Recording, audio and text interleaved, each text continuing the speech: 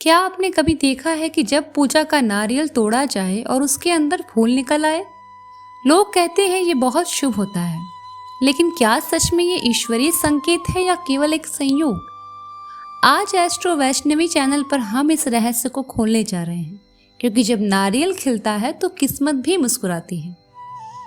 जय माता दी, मैं हूँ वैष्णवी और आप देख रहे हैं एस्ट्रो वैष्णवी चैनल, जहां हम हर रहस्यमय घटना को ज्योतिष और आध्यात्म की दृष्टि से समझते हैं। आज का विषय बहुत ही खास है, नारियल में फूल निकलना। कई बार पूजा या हवन के समय ऐसा होता है कि नारियल के अंदर फूल जैसा बना होता है।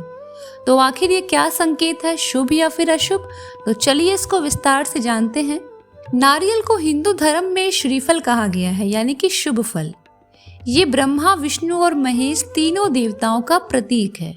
नारियल की 3 आंखें भगवान शिव के 3 नेत्रों का प्रतिनिधित्व करती है।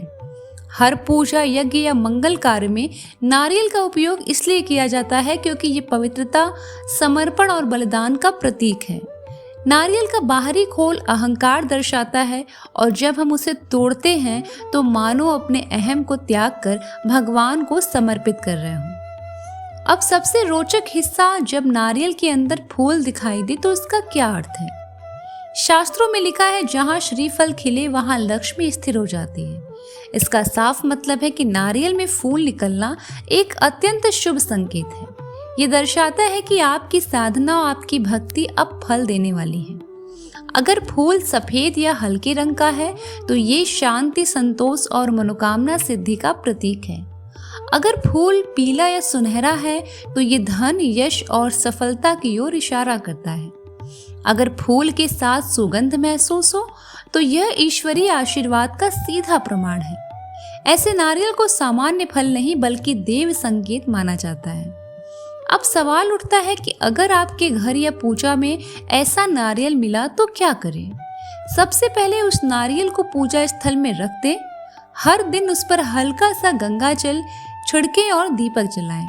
भगवान को धन्यवाद दें क्योंकि ये संकेत है कि आपकी ऊर्जा और प्रार्थना सुनी गई है।